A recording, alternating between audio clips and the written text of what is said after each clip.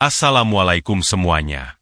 Channel yang memberikan kisah nyata dan menarik untuk dibahas. Namun sebelum itu mengklik tombol subscribe terlebih dahulu. Dan jangan lupa untuk menuliskan sholawat di kolom komentar. Agar kita mendapatkan syafaat di akhir kelak. Pagi itu di jalan raya pinggiran kota, dua orang polisi berseragam lengkap berdiri di tepi jalan, memperhatikan setiap kendaraan yang melintas. Salah satunya adalah Rasman, seorang polisi lalu lintas yang dikenal karena sikap arogan dan sifat sombongnya. Baginya, seragam bukan sekadar lambang kewibawaan, melainkan alat untuk mencari keuntungan pribadi. Setiap hari, ia berpatroli bersama rekannya, Rudy, di jalanan, mencari alasan untuk menilang pengendara. Uang damai menjadi tujuannya, bukan penegakan hukum yang seharusnya ia jalankan dengan penuh integritas. Hari itu, Rasman dan Rudy bertugas di persimpangan yang sering menjadi tempat mereka melakukan operasi tilang. Mereka memilih titik strategis, di pinggiran kota yang selalu ramai dengan kendaraan. Beberapa pengendara motor yang lewat sudah menjadi korban mereka. Ada yang ditegur karena spion kurang besar, ada pula yang dipaksa membayar karena lampu motornya sedikit redup. Bahkan, seorang pemuda yang baru saja mengisi bensin dihentikan hanya karena plat nomornya terlepas akibat dudukan baut yang patah. "Mana surat-suratnya?" Rasman bertanya dengan nada tinggi. Matanya menyelidik ke arah pemuda yang tampak gugup. "Ada, Pak. Ini STNK dan SIM saya," jawab pemuda itu sambil menyerahkannya. Rasman menerimanya, berpura-pura memeriksa dengan saksama, lalu menggeleng-gelengkan kepala. "STNK kamu memang masih berlaku. Tapi lihat ini, mana plat motormu satu? Kamu tahu ini bisa dianggap pelanggaran, kan?" Pemuda itu tampak bingung. "Tapi, Pak, ini cuma terlepas. Saya bisa memasangnya kembali di rumah nanti, Pak."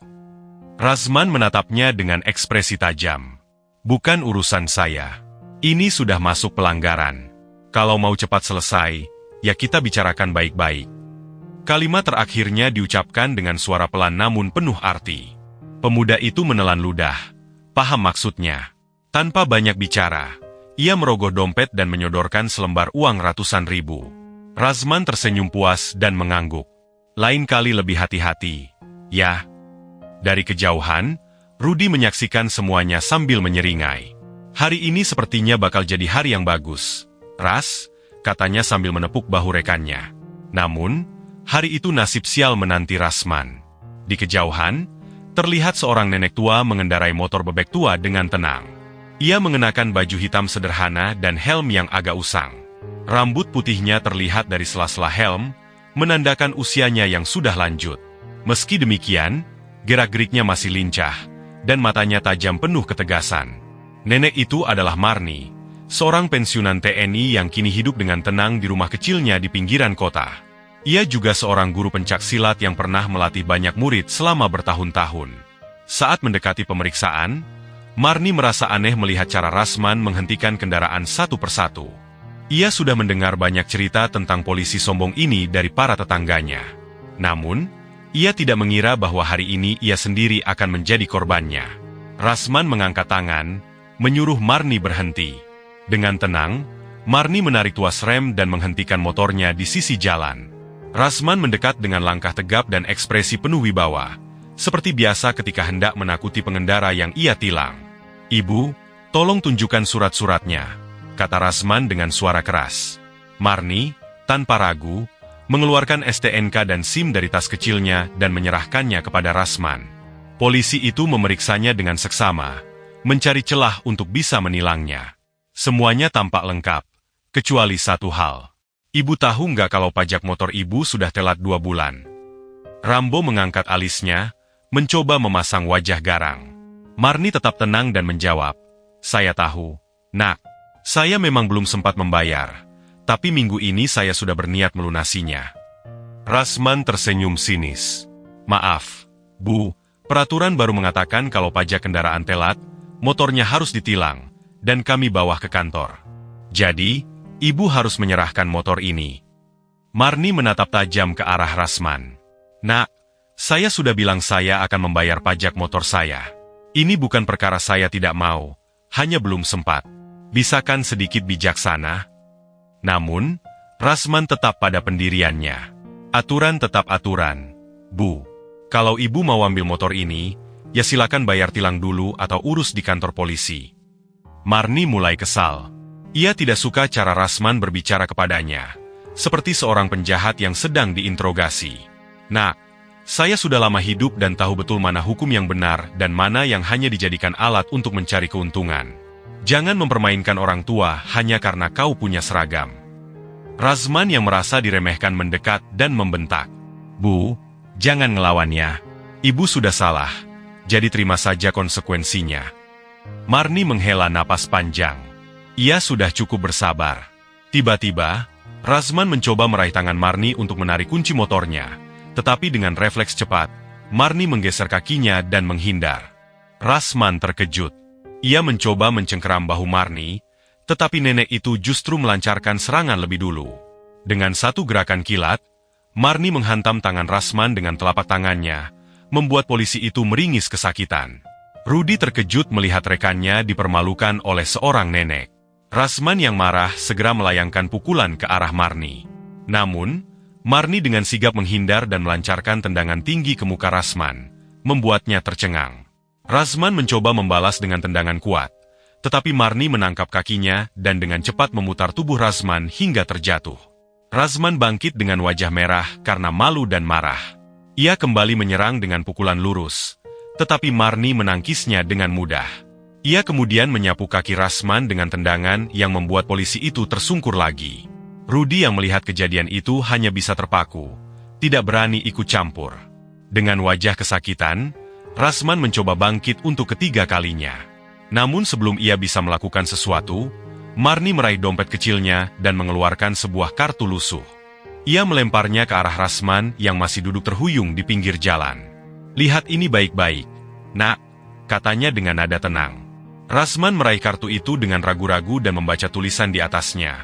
Purnawirawan TNI, Mayor Marni. Rasman merasakan darahnya seakan berhenti mengalir. Wajahnya yang tadi garang mendadak pucat. Tangannya sedikit gemetar saat mengembalikan kartu itu. "Mohon maaf, Bu. Saya tidak tahu kalau ibu seorang purnawirawan TNI." Suaranya tidak lagi lantang, melainkan gemetar dan penuh ketakutan. Marni tersenyum tipis. "Nak, seragam yang kau pakai itu bukan sekadar kain. Itu adalah tanggung jawab. Jangan menindas rakyat kecil hanya karena kau bisa.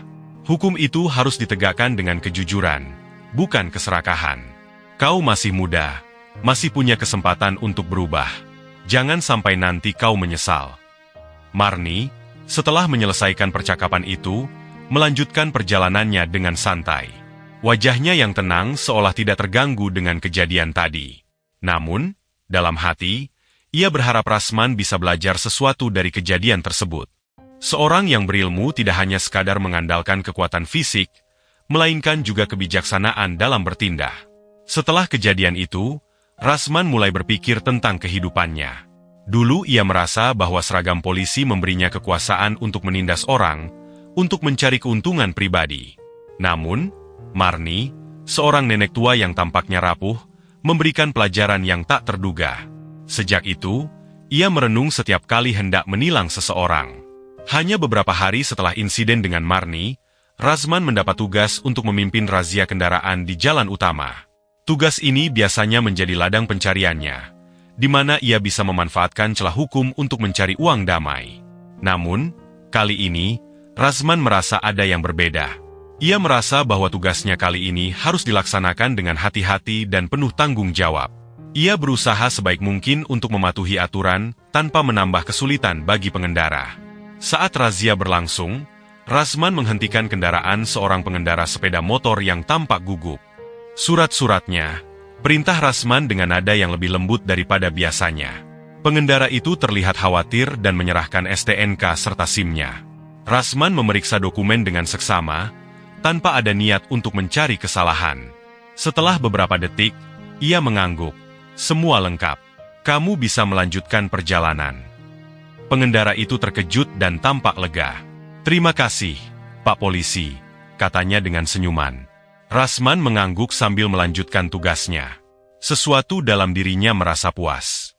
Ia merasa bahwa menjalankan tugas dengan benar, tanpa harus memanfaatkan posisi untuk keuntungan pribadi, memberikan kebanggaan tersendiri. Hari demi hari, Razman terus berubah. Ia mulai merasakan betapa beratnya tanggung jawab yang diembannya sebagai aparat penegak hukum. Tugasnya bukanlah untuk mencari celah demi keuntungan pribadi, tetapi untuk melindungi dan menjaga keadilan bagi masyarakat. Ia mulai menghargai setiap pengendara yang ia temui, bukan sebagai objek untuk dimanfaatkan, tetapi sebagai sesama manusia yang berhak diperlakukan dengan adil. Beberapa bulan kemudian, Razman kembali bertemu dengan Marni, yang telah memberi pelajaran berharga dalam hidupnya. Kali ini, Razman mendekati Marni dengan senyuman tulus. "Terima kasih, Bu," ucapnya dengan rendah hati. Marni menoleh dan tersenyum. "Kau sudah mulai belajar, Nak. Saya bangga padamu." Razman mengangguk. "Saya tidak akan pernah melupakan apa yang telah Ibu ajarkan. Saya sekarang tahu bahwa kekuasaan bukan untuk disalahgunakan, tapi untuk melayani dengan adil." Pesan moral. Dari kisah ini, kita belajar bahwa kekuasaan dan jabatan bukanlah alat untuk menindas, tetapi amanah yang harus dijalankan dengan bijak. Kejujuran dan integritas lebih bernilai daripada keuntungan sesaat. Kesombongan tidak membawa kebaikan. Mereka yang merasa memiliki kekuasaan dan bertindak semena-mena terhadap yang lemah pada akhirnya akan mendapatkan pelajaran hidup yang berharga. Perubahan selalu mungkin terjadi. Tidak ada kata terlambat untuk menyadari kesalahan dan berusaha memperbaiki diri. Jangan mudah menilai seseorang dari penampilannya. Nenek Marni mungkin terlihat seperti nenek tua biasa, namun ia memiliki pengalaman dan kebijaksanaan yang jauh lebih dalam. Keadilan harus ditegakkan dengan seadil-adilnya. Seorang aparat hukum seharusnya menjadi pelindung bagi rakyat, bukan menggunakan kekuasaannya untuk kepentingan pribadi. Nasihat yang bijaksana dapat mengubah hidup seseorang.